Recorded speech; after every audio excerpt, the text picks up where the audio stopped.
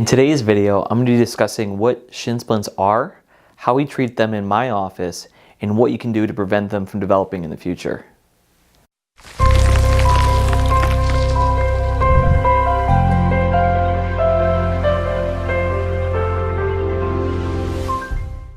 Shin splints is often caused by tightness where the tibialis anterior muscle or the tibialis posterior muscle, where that muscle and tendon attached to the tibia bone here.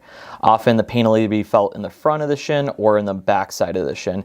And this is often an overuse injury if you're just getting into running for the first time, or you're increasing your mileage, or you're increasing your activity or sport. That bump in activity will cause extra tension or tightness in that muscle, and then that'll cause irritation to where that muscle attaches to the bone.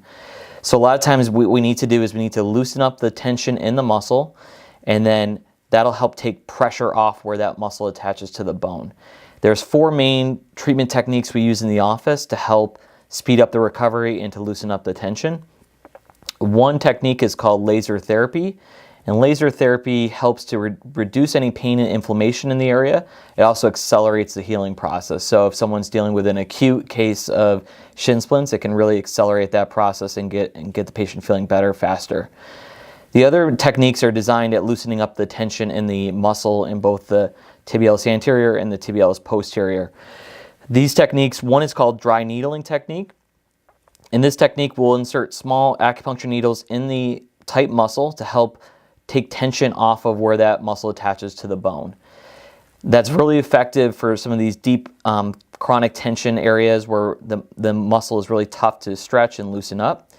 The other technique that we'll use is Graston Technique. In Graston Technique, we use an instrument. We'll take that over the muscle to help massage out the tightness.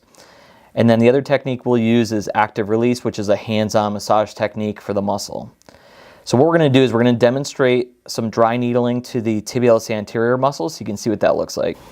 So what I'm feeling for is tension in this muscle, and say the patient had pain in this area and we felt a tight spot right here in the tibialis anterior muscle.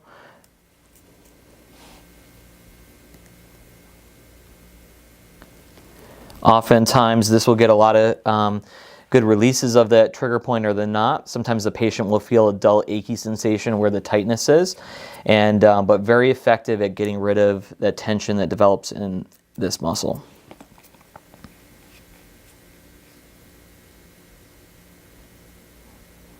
And sometimes this is more beneficial because it can get deeper than some of the other hands-on techniques that we utilize, but very, very effective at getting rid of this tension.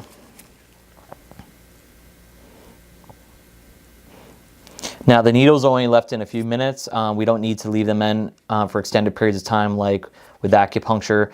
This technique is designed specifically just to release trigger points or knots that form in the muscle and that are causing any muscular discomfort. The next technique we're going to use to treat the tibialis anterior muscle is Graston Technique. So with Graston Technique, there's a specific treatment instrument we're going to use to help loosen up the tightness.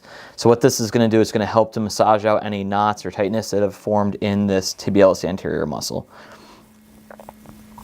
So this is more of a mechanical way of massaging out the tightness and helping to loosen up the knot that is formed in this muscle. Often when the patient feels with this technique is she may feel some ridges or bumps as we go over any tight areas that have formed in this muscle here.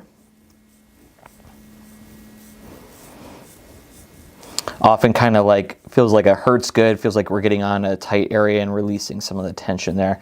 Really effective technique though in treating shin splints, and basically we're just going to work along that, and each time I treat a patient, that tightness is in that area will decrease and decrease, and as the patient's shin splint improves as we treat it. So we have different instruments depending on the area that we want to treat or how deep we want to treat. So we just switch to a different treatment tool. So we're going to get it really deep here.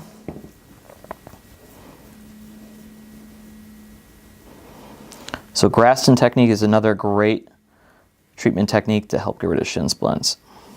The third technique we're going to use to help with the shin splint is we're going to do some active release technique on that muscle. So with this technique, we're going to put the muscle through a range of motion. We're going to shorten the muscle and then we're going to lengthen it. And then underneath my hands, my fingers, we're going to help release that tension. Very similar to the Graston technique, except we're going to add some active motion, and the tool this time is going to be my hands. So for example, with this treatment, what we're going to do is we're going to have the patient dorsiflex, and then we're going to have her point her toes. Good. Bring it back up, and let's repeat that motion a few times. With the active motion with this one, sometimes we're able to get a little bit more release of the trigger point or the knot there. I'll switch hands so you can see. Feels really good. Again, kind of describe it as like a hurts good. Feels like you're getting in there and releasing the tension there. The biggest side effect to any of the treatment we're going to do in the office is just a little muscle soreness like you worked out. That will go away within 6 to 12 hours after the treatment if you do have any at all.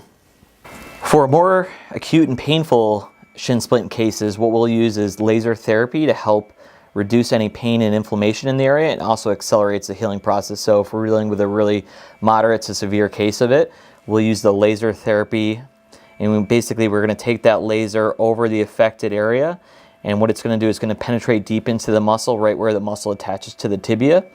It's going to reduce the inflammation, which will help with the decreasing the pain. The benefit of this is it can get very deep as opposed to our hands. So again, it can penetrate really deep right where the attachment is and where the inflammation is located.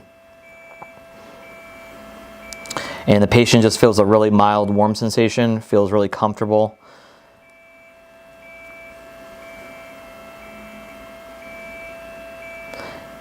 Typically for an acute case of shin splints, usually about 4 to 8 treatments will take care of it.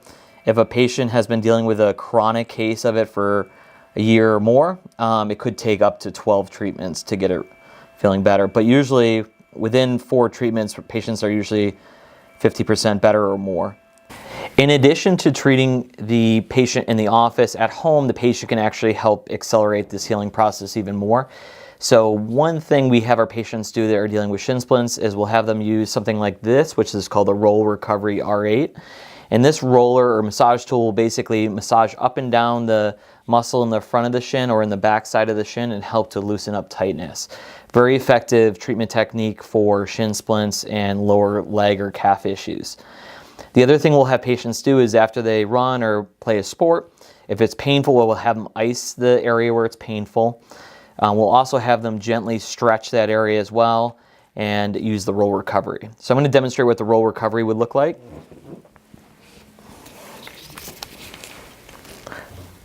So this just goes up and down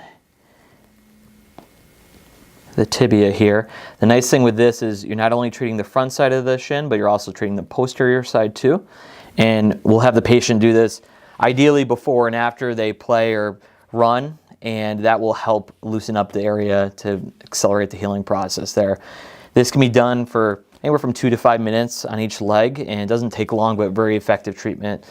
If you're dealing with shin splints, give our office a call at 703-912-7822, or you can visit us at novachirowellness.com.